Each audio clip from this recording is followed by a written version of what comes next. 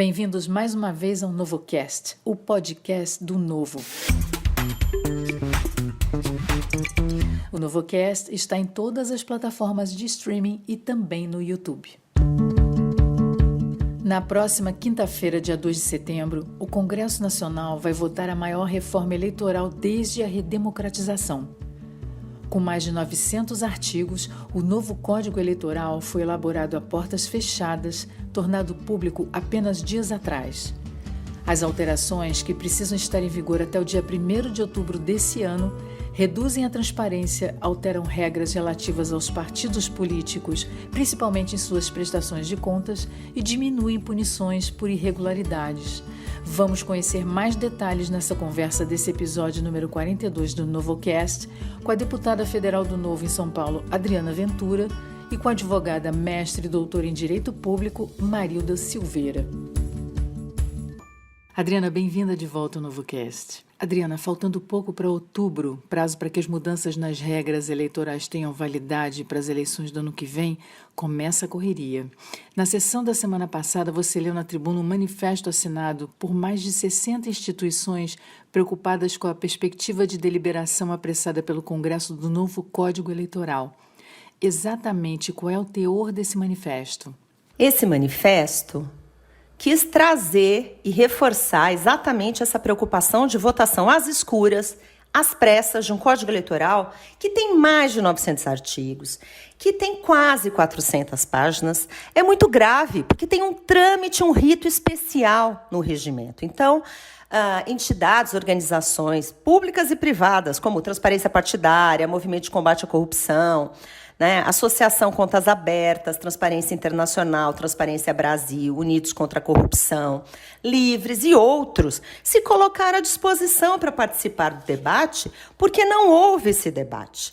E isso é uma afronta à Constituição, é uma afronta ao regimento interno, que obrigatoriamente teria que passar por uma comissão especial para discutir o tema, para que todos participem da discussão em cima de um relatório e que seja votado antes para o plenário, que realmente não aconteceu. Oi, Marilda. Obrigada por aceitar nosso convite para participar mais uma vez aqui do NovoCast. Marilda, a discussão sobre o novo Código Eleitoral abrange alterações profundas nas competências da Justiça Eleitoral e quanto à estabilidade. Na sua visão, o texto é bom o suficiente para valer já nessas eleições de 2022 ou precisa ainda ser muito debatido? Qual é a participação dos advogados, juízes eleitorais e juristas na discussão dessas novas regras? Olá, Marie. Eu quem agradeço mais uma vez pelo convite para participar do NovoCast e sobre um tema tão importante. É sempre uma honra. E essa primeira questão é talvez a mais importante. A gente precisa reconhecer que o texto tem muitos pontos que merecem elogios. O grupo de trabalho, que foi coordenado pela deputada Margarete Coelho, merece agradecimentos e elogios. Eles dedicaram muito tempo a esse trabalho, dedicaram seus esforços de forma gratuita, inclusive, muitos estudiosos, e esse trabalho, ele merece, inclusive, ser prestigiado.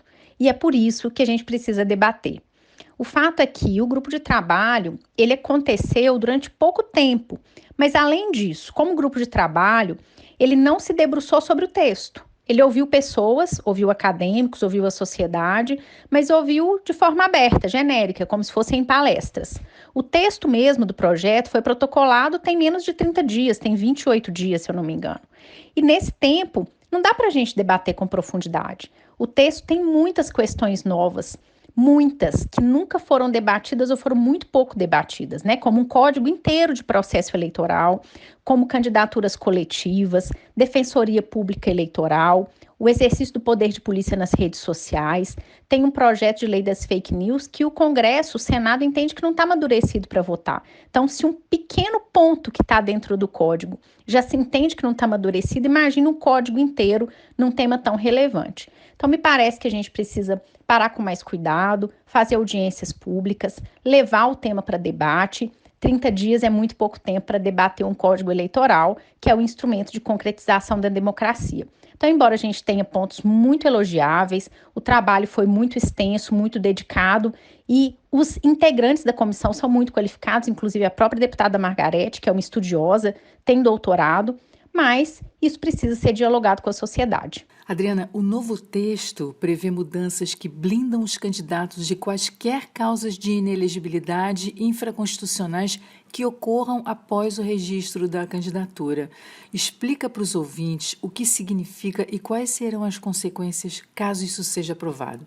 Olha, do jeito que o texto está, uma vez realizado o registro de candidatura, o indivíduo pode praticar atos que o tornariam inelegível e ainda assim continuar no pleito. Gente, não tem nenhum sentido, né? Isso realmente precisa ser melhorado. Para que, em casos evidentes, o registro do candidato seja cassado, mesmo que o motivo para inelegibilidade aconteça depois do registro da candidatura. E tem mais. Quando fixa o prazo, da inelegibilidade em 8 anos, cria uma armadilha. Se o condenado recorrer da condenação, ao final de 8 anos de protelação processual, ele ficaria definitivamente elegível, sem nunca ter cumprido o tempo que era necessário de inelegibilidade. Gente, está tudo errado. Assim, sem discussão, isso é para favorecer alguns, né? Tudo pode. Absurdo tudo isso. Marilda, o artigo 132 dessa reforma permite ao Congresso Nacional cassar resoluções do Tribunal Superior Eleitoral que considerem ultrapassar os limites e atribuições previstos em lei. Explica para a gente o que são essas resoluções e quais serão os efeitos caso essa regra seja aprovada. Marie, o Tribunal Superior Eleitoral hoje, por disposição da lei, tem competência regulamentar, o que significa que ele expede normas para regulamentar as eleições. Essas normas, em tese, não podem ultrapassar o que a própria lei já diz. Então, o TSE não poderia inovar em nada. Acontece que o TSE eventualmente acaba inovando, essas matérias são levadas para o Supremo e o Supremo, vez ou outra, declara inconstitucional resoluções do TSE. Essa produção do TSE, que tem sido muito intensificada nos últimos anos, começou a ser motivo de incômodo no Congresso Nacional. E esse incômodo tem gerado reações legislativas, que é o TSE produz uma resolução, o Congresso vai lá e muda por lei. TSE produz resolução, Congresso vai lá e muda por lei. Isso aconteceu em comissões provisórias de partido, aconteceu em outros temas relacionados à propaganda. Agora, com esse projeto, o Congresso pretende dar uma solução mais definitiva na visão deles, né? Que é a dar a eles próprios a competência de suspender a resolução quando ela for publicada pelo TSE e eles compreenderem que essa resolução está ultrapassando os termos da lei. O que me parece? Que esse dispositivo é de constitucionalidade bastante duvidosa. Me parece, aí na minha perspectiva, com todo respeito a quem pensa de forma diversa, que esse dispositivo é inconstitucional. Por quê? A Constituição prevê expressamente que essa competência da Câmara ela é dada para suspender decretos do presidente. E o Supremo já tem precedentes dizendo que disposições que suspendam normas internas da Câmara, que suspendam resoluções do tribunal, são inconstitucionais. E, de fato, a Constituição, quando trata de equilíbrio entre os poderes, ou seja, de um poder interferindo no outro, essa competência tem que estar prevista expressamente no texto constitucional. E suspensão de poder do TSE pela Câmara não está prevista no texto. Todos os outros casos estão previstos no texto. Então, quando a Câmara suspende, ou a Assembleia, ou a Câmara Municipal, um contrato público está previsto na Constituição. Quando a Câmara suspende o decreto-presidente, está previsto na Constituição. Quando a Câmara vota e o Senado para fazer impeachment de presidente, está previsto na Constituição. Então, um caso como esse também teria que ter previsão constitucional, não tem, então esse ponto me parece de fato inconstitucional. Adriana, o Código põe fim à necessidade dos diretórios nacionais dos partidos aprovarem por maioria absoluta os critérios de distribuição do fundo eleitoral. Para você, essa mudança é positiva? Absolutamente não. Isso é o mesmo que dar todo o poder para o cacique partidário. Olha, o novo é contra o fundo eleitoral, né, que é dinheiro público que é utilizado para fazer campanha política. Mas toda argumentação para sustentar a sua existência sempre é feito de, olha, para dar acesso às eleições, né, trazer diversidade, democratizar a política, mais renovação. Gente, é um blá, blá, blá que não condiz com a realidade.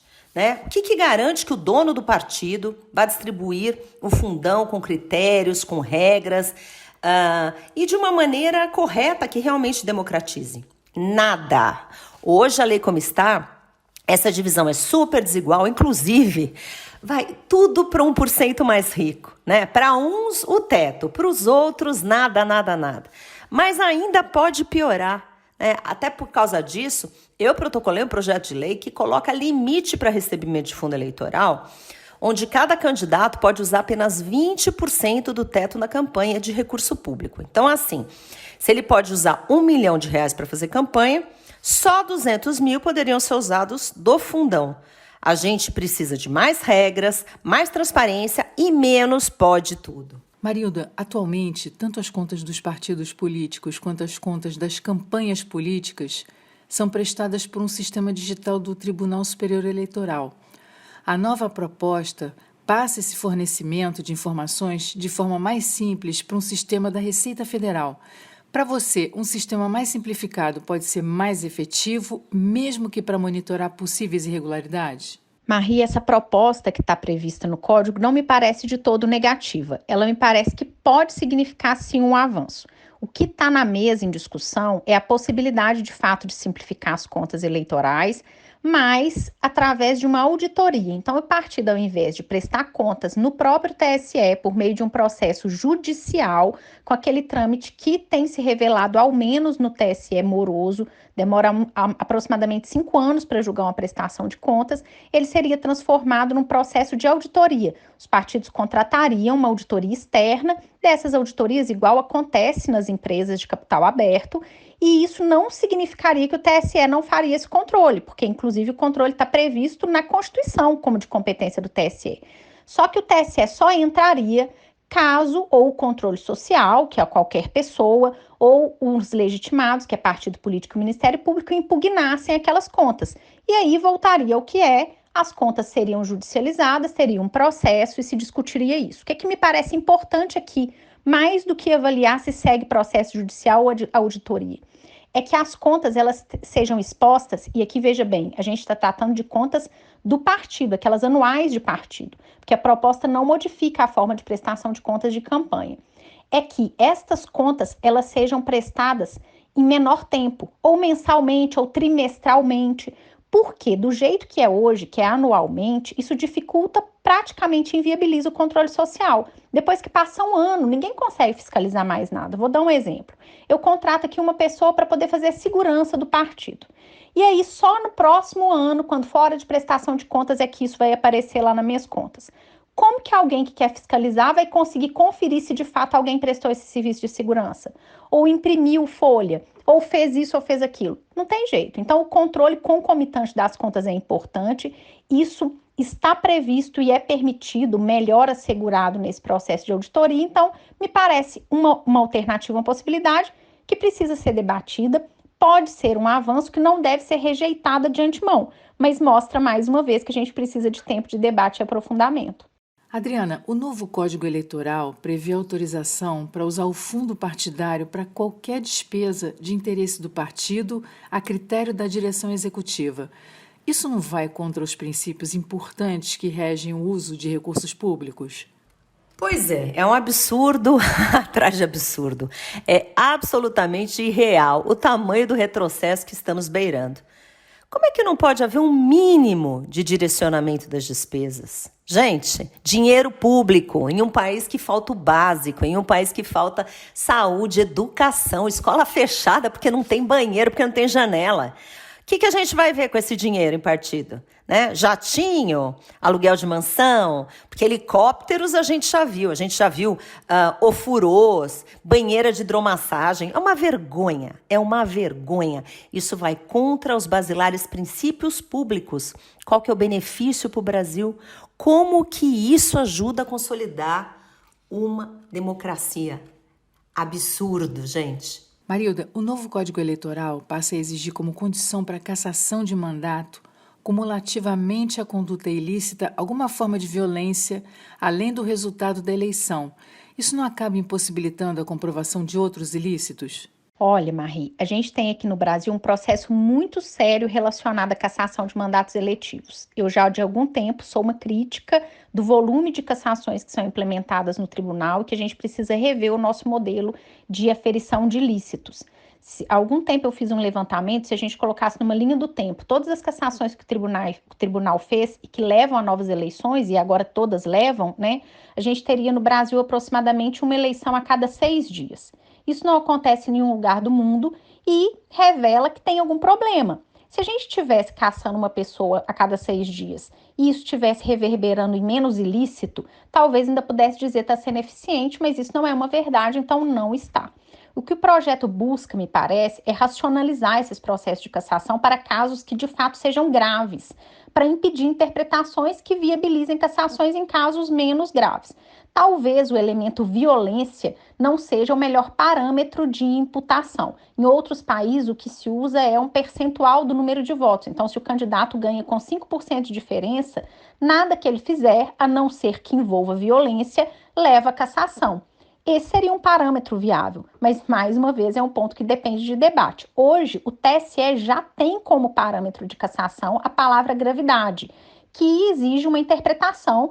Em alguns casos, a gente acaba vendo esse parâmetro de gravidade vinculado ao percentual de votos. Então, vão dizer, nesse caso aqui, teve uma diferença de 1.000 votos, mas o sujeito só interferiu na vontade de 200 eleitores. Isso não seria insuficiente para impactar a legitimidade.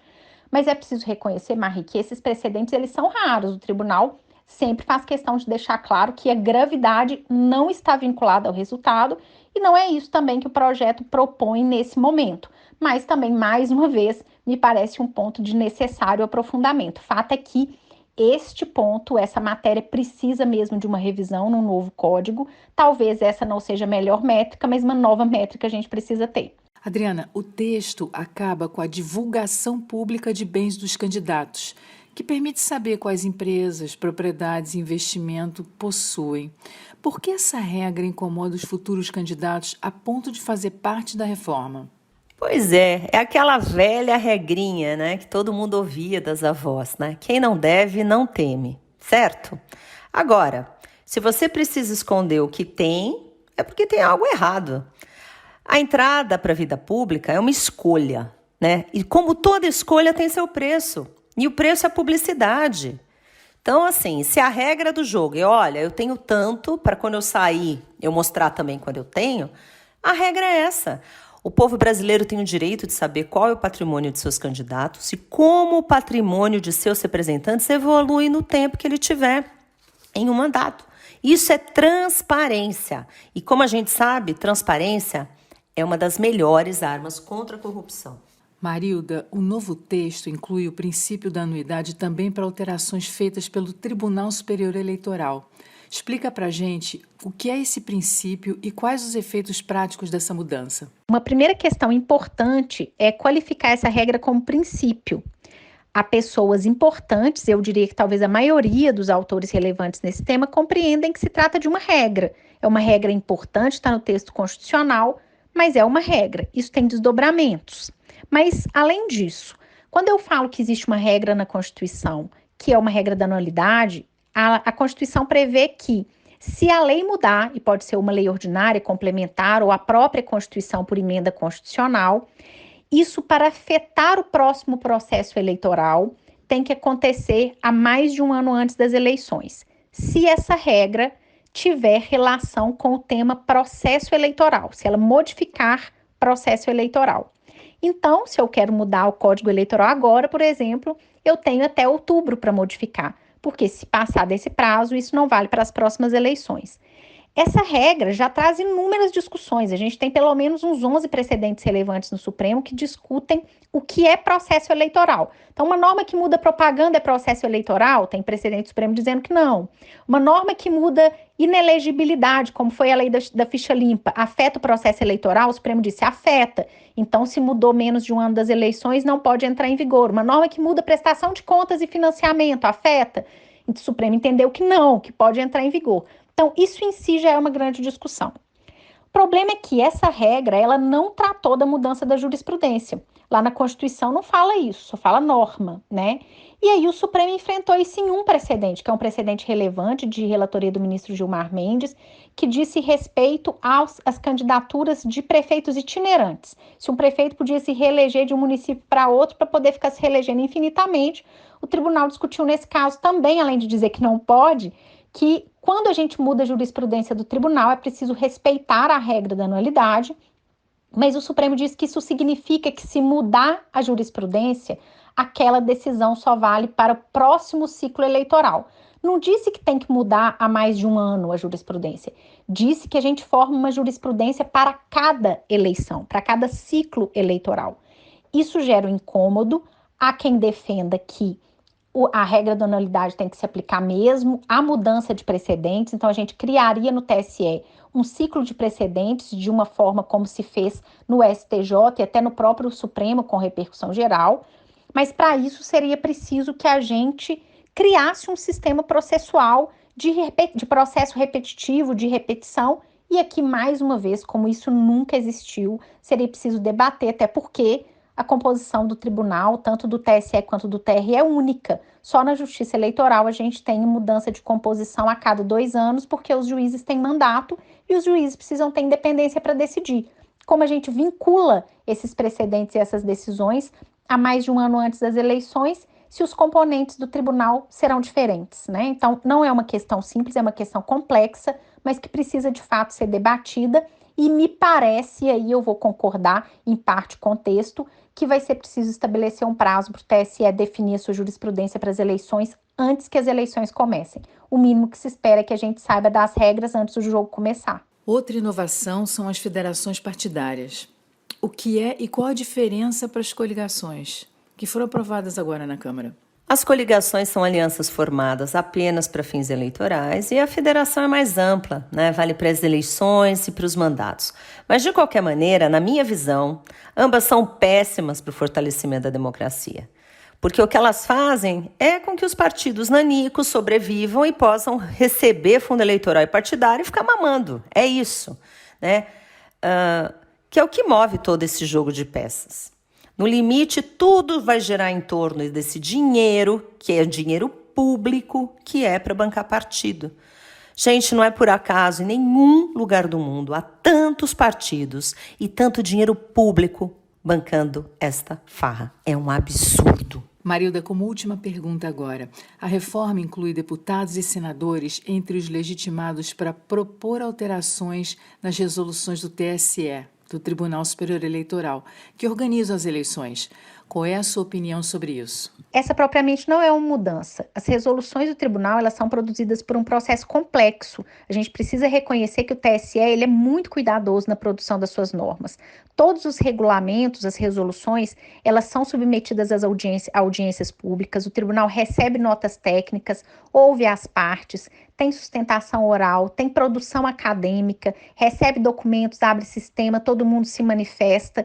E essa produção pode decorrer de uma consulta, de um pedido de abertura de procedimento, para o qual deputados e senadores, que são autoridades nacionais, já têm legitimidade. Então, a gente tem muitas resoluções do TSE que decorreram de consultas, como, por exemplo, o caso das cotas das mulheres, das cotas de financiamento para os negros, a fidelidade partidária, que é tão criticada, mas também decorreu de uma consulta. Um deputado faz a consulta, o TSE responde, dessa consulta decorre uma resolução. Então, isso não me parece problema, pelo contrário, acho que se os regulamentos se mantiverem como competência do tribunal, quanto mais participação de autoridades, de pessoas e controle social houver, melhor. De onde a norma vem, não é o problema, é qual é o procedimento pelo qual a produção dessa norma passa, se ela respeita os termos da Constituição, se ela está ultrapassando aquilo que está previsto na lei e qual é o nível de participação que está introjetado, de extensão dos debates que compuseram aquela finalização do texto, né? E eu acrescentaria, para puxar um pouco a sardinha para o meu lado, porque eu escrevi uma tese de doutorado sobre isso, que é o debate sobre a necessidade de uma regra de transição. Então, me parece que os pontos importantes são esses e menos quem dá início a essa norma. Mais uma vez, eu só tenho a agradecer aqui pelo convite, pela oportunidade de participar nesse espaço de debate e de ouvintes tão qualificados. Obrigada e parabéns pelo trabalho. Adriana, para encerrar, nossa última pergunta. O freio da reforma, um movimento que tenta barrar essa pressa na Câmara, está monitorando os riscos de retrocesso pela aprovação desse novo Código Eleitoral. Quais ferramentas a sociedade pode usar para participar nessa discussão, exigindo dos parlamentares que a reforma seja feita com um debate mais profundo? Obrigada de novo pela participação aqui, Adriana. Como vimos, a urgência já foi aprovada e o mérito será votada né? Daqui a pouquinho aqui na Câmara e deve ser votado no Senado na sequência, provavelmente atropelando o rito também. Isso limita bastante a atuação da sociedade civil, porque abre a possibilidade para que o debate seja travado de forma muito rápida no plenário. Inútil, já está, é jogo de carta marcada, tudo acordado. De qualquer maneira, o apelo social pelas redes sociais é o meio mais efetivo. Cobrar deputados, senadores. Vamos lembrar que a famigerada PEC da impunidade, aquela PEC 3 de 2021, teve seu andamento travado em função do grande clamor social contra o tema. Então, neste momento, portanto, com a proposta de novo Código Eleitoral, que está na iminência de ser pautada em plenário, as ações da sociedade têm que ser muito efetivas. É importante que cada cidadão fale não ao Código Eleitoral. Não desta forma. A gente pode discutir o que precisa ser melhorado. Agora, só tirar a transparência, pode tudo, né? A gente pode ter bandido candidato e agora os heróis não podem. É uma vergonha. Tudo é um absurdo.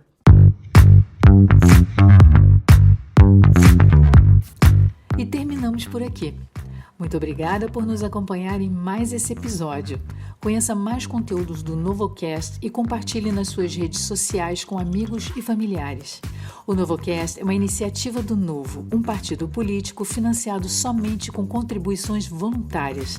Ajude o Novo a crescer mais, doando ou se filiando em novo.org.br. O Brasil conta com você. Participe do processo seletivo de candidatos do Novo, acessando em Quero Ser Candidato ou querossercandidata.novo.org.br. Adquira também os produtos da Loja do Novo em loja.novo.org.br. Nos encontramos no próximo NovoCast. Até lá!